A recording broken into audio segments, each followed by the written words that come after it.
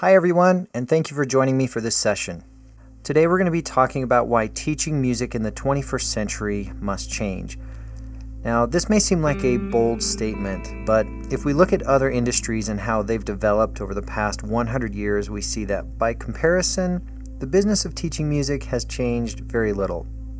In our current changing times, we see many piano studios struggling to keep up with these rapid changes. Teachers are having to quickly learn new tools and techniques to get by. What once was enough is now insufficient. There's a saying in business that goes, "You don't know what you don't know." We're going to be exploring some of the many reasons the business of teaching music is changing and is destined to change even more. But before we do that, I'd like for you to join me for a short thought experiment. Donald Rumsfeld had his own version of the "you don't know what you don't know" quote. He said, "There are known knowns, things we know that we know. There are known unknowns, things that we know we don't know. But there are also unknown unknowns, things we do not know we don't know." Now, at first glance, this may seem like an odd tongue twister, but it's actually a subject that even Albert Einstein devoted time to reflect on. Einstein was presented with this concept of unknowns, and he decided to use geometry as a method of visualizing it. If you imagine a sphere as your sphere of knowledge, and then could somehow measure the circumference of that sphere, you could use the measurement to represent your knowledge. So right now we're talking about the known knowns, things that we are absolutely sure of. This would include things like knowing how to play a scale or knowing where to find notes on the piano keyboard. Now, we could also create a circle that stretches beyond what we know to the known unknowns. These are things that we may be aware of but don't have any detailed or specialized knowledge of. I know about fighter jets, but I don't know how to fly one. I know about Antarctica, but I've never been there and experienced what it's like. If we measure the circumference of the known unknown sphere, we would find that it's much larger than our sphere of known knowns. Beyond all of this, we have an undefined outer region called the unknown unknowns. Like the saying goes, you don't know what you don't know. These are ideas and possibilities you haven't even thought about because you aren't aware that they exist or even could exist. But the thing that really gets interesting is when we expand our knowledge through learning and proactively investigating and discovering new things. We add to our sphere of knowledge. As we add to our sphere of knowledge, we find that the sphere of things that we don't know increases even farther. As Einstein put it, the more I learn, the more I realize how much I don't know. Now, we all know lots of things about lots of things. So, let's think about our sphere of knowledge as it pertains to the business of teaching music. I include the word business here because for almost all music teachers, teaching music requires many, if not most, of the important business skills it takes to make it in business. This includes a long list of skills and operations such as running business finance, scheduling, and many others. Out of all of these business operations, there is one that is often overlooked and undervalued: R&D, research and development. Now you may be thinking, come on, am I supposed to put on a lab coat, open a research facility, and run experiments on my own students? Well, sort of. It's easy for teachers to relay information that they learned from their music teachers in a nearly identical way to how they learned it. The logic goes, it worked for me, so off we go teaching our students in the same way. But there is a big problem with that. You are not normal. Now, I mean that in a good way. Learning to read music and play an instrument using traditional methods requires an extraordinary amount of patience and consistency. The bottom line is, you succeeded in learning to play the piano or other instrument, whereas most others failed. Even more than half who attempt under the guidance of a teacher fail. So for most people, that's not great news. So let's dive in to some of the key reasons students fail and what we as teachers can do about it, keeping in mind that we can use our sphere of knowledge to benefit all of our students if we are willing. So first, let's look at one of the largest differences between you and your students, and that is their brains. Your students' brains aren't just a little different, they're most likely very different. Mashable, a popular tech magazine, wrote in an article in 2014, "Technology has altered human physiology. It makes us think differently, feel differently, even dream differently. It affects our memory, attention spans, and sleep cycles.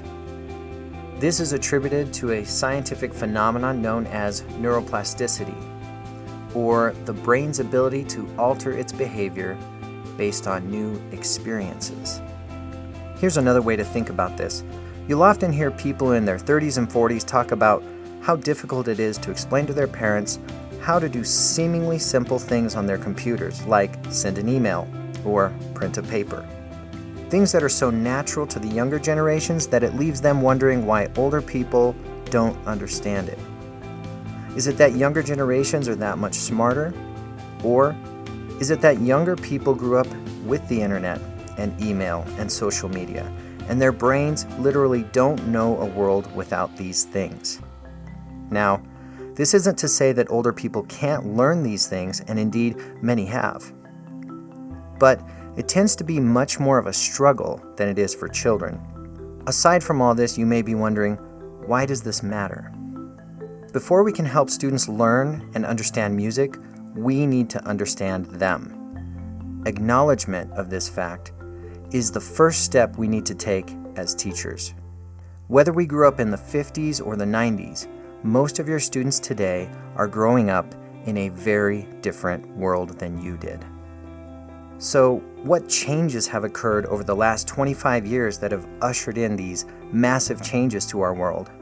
Well, that brings us to our next topic, tools.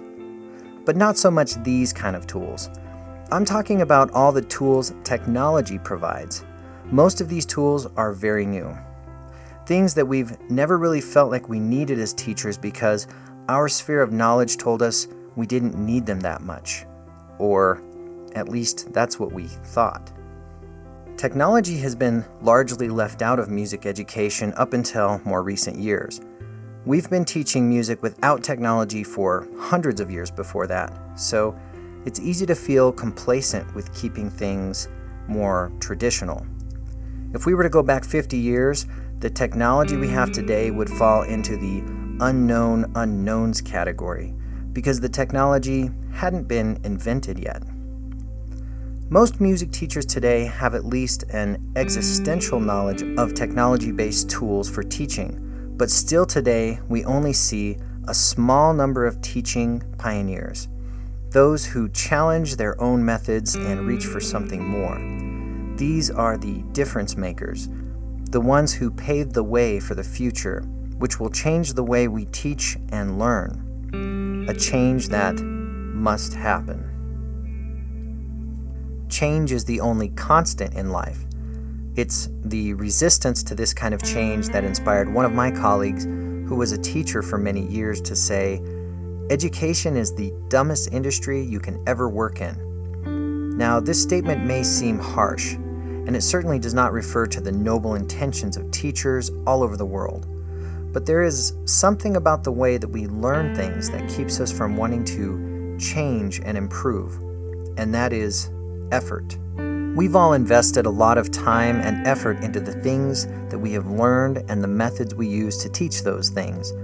To suddenly change how we teach makes us feel that we have wasted our efforts, and we have to invest even more time and effort to learn new methods. This fear is a huge factor that compels teachers to turn a blind eye to new tools, technology, and methods. If we want to become the best teachers we can be, the teachers our students need us to be, we have to be willing to explore new ideas without fear.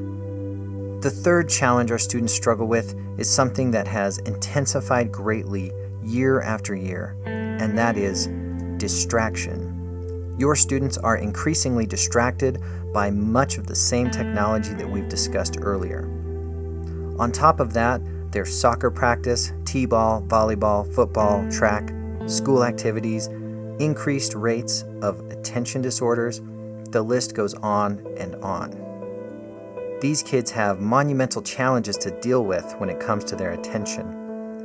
And sometimes it's the students who are the most distracted that have the most undiscovered potential.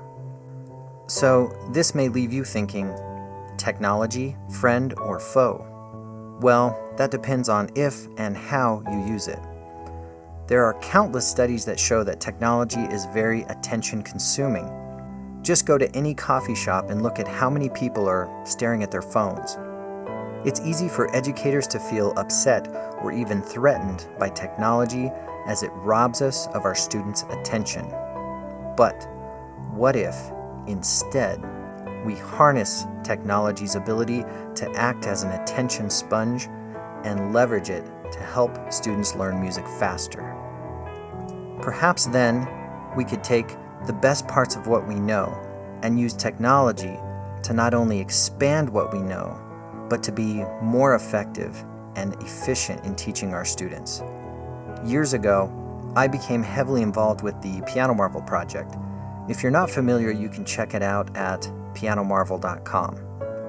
As we began developing, we reflected a lot on these questions and how teachers were prioritizing what they do in their lessons. Though the level of priority tends to shift around upcoming recitals and holidays, in general, we found in our unofficial study that the teaching priority was largely set around what looks good on paper. Now, from the teacher's perspective, this often seems like a pretty good solution, except there's one glaring issue. It's almost completely upside down. What we found is that traditional piano teaching often prioritizes things in a way that most students don't resonate with. And when we objectively look at the high priority set on things that look good on paper, we have to admit that the priorities are, on some level, at least a little bit selfish. Now, there aren't very many times when we can look at the actions of teachers and even think about associating them with selfish, but perhaps we need to consider the possibility that what we as teachers want for the students isn't always what they want for themselves. Or perhaps the path we have in mind for our students to reach their goals and dreams is a path that looks better on paper than it does in reality. When I was a teenager, I had a teacher that made sure I played everything in my method book perfectly. I worked hard, but I came across an exercise in that book that I just could not get my head around. My teacher pressured me week after week to work on this exercise and nothing else until I could get it right. After 5 weeks, I was still stuck and ready to give up on music altogether. On the 5th lesson, I again saw the frustration on my teacher's face. He finally gave in and said disapprovingly, "Let's just move on." We got back to learning, and a couple of weeks later I found that I could play the impassable exercise with ease. I still don't know why that exercise was so hard at that time, but I do know that had I not been abnormally patient, I would have quit, probably for good. My teacher was putting his priorities over my own. He wanted what looked good on paper more than he wanted me to experience what music is all about. It's about discovering. It's about feeling and emotion. At the end of the day, it's all about fun. So what does this look like if we shift priorities in the complete opposite order? Now, you may be thinking, wait a minute, music theory is important. We can't throw it to the bottom of some list like it's insignificant. Well, if you thought that, you would be absolutely right. You see, we have to understand that the order of importance from an academic standpoint probably looks something more like the chart before. But that's not really what we're talking about here. We are talking about the order of importance as it pertains to student learning and student engagement. When we are teaching to the test, we are focused on the things that look good on paper. When we are teaching students the joy of music, we are focused on their needs. There's a saying that goes, "Focus on the fun, the rest will come." So when we're talking about music theory or sight reading, we aren't putting them down on the priority list because they aren't important concepts that can augment your students' musical understanding. It's because fun and engagement will increase your students' desire to learn challenging concepts and increase their rate of learning. As we were developing the core values that Piano Marvel would contain, one major area of concern resurfaced over and over again: the practice session. Think for a moment about the practice session. The practice session is when we expect students to learn the most. It's also when the student is the most isolated, with little guidance, no feedback, and little to help motivate them. Technology presented opportunities to help in the practice session in ways that weren't possible before. If the student could only have a way of quickly identifying mistakes as they practice and know how to make those corrections, imagine the time they could save. Imagine almost never practicing mistakes, being more engaged, and having more fun as you practice. Then teachers wouldn't have to spend valuable lesson time going over the same note and rhythm patterns again and again. Instead, a smart practice guide listens and provides instant assessment to help the student work out note and rhythm issues at home. This not only allows us as teachers an opportunity to expand our knowledge, but to leverage all of the benefits of technology that otherwise work against us. Teachers can now focus on teaching musicality and expression and dynamics. The fun art of playing music can more easily become the focus of your lesson, instead of an afterthought. Since the early days over a decade ago, we have developed Piano Marvel to do much more. The tools found in Piano Marvel stretch far beyond what we can cover in this video. The good news is, you don't have to learn everything about using Piano Marvel or any other technology all at once. You just have to take it one step at a time, adding tools to your sphere of knowledge that will enhance your music teaching business and engage your students even more. To give you a better idea of how Piano Marvel works and how it can help you with the things shown in this video and much more, I invite you to watch this short quick tour video. And thanks for watching. Hey everyone, today we're going to give you a quick tour of Piano Marvel and how you can use it to learn piano faster. Let's get started.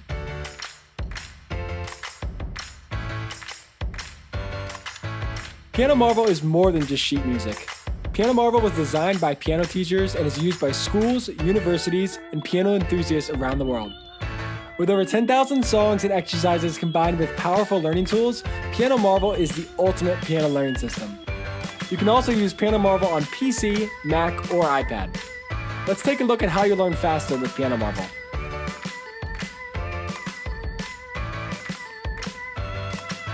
Piano Marvel has hundreds of features, but right now I'm going to show you 3 amazing features that are going to change your life. These are Prepare Mode, Assess Mode, and Practice Mode. Let's start with Prepare Mode. Prepare Mode will help you learn notes and note patterns in the most efficient and effective way.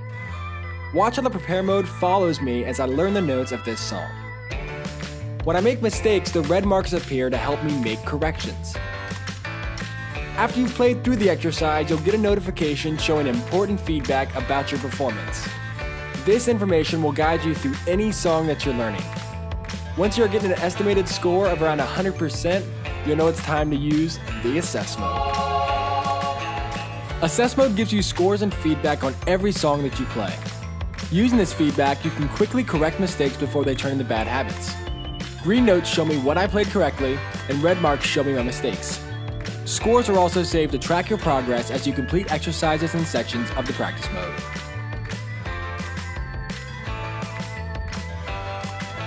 The Practice Mode unleashes one of the best kept piano practice secrets of all time. This is the same technique used by piano teachers across the world. Practice Mode breaks down challenging music into smaller sections that are easier to learn. With the practice mode, you can practice like the pros and learn harder music in less time.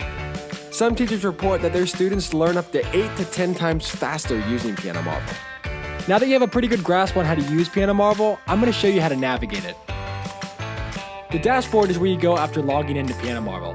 From here, you can navigate to the 4 main music sections of the app. Those are Method, Technique, Library, and Sight Reading. I'm going to quickly walk you through what each of these sections mean and why you would want to use them. The Method and Technique sections are where you want to go to build and strengthen your basic skills of piano playing. The Library is where you go to learn performance pieces or find even more songs and exercises to practice.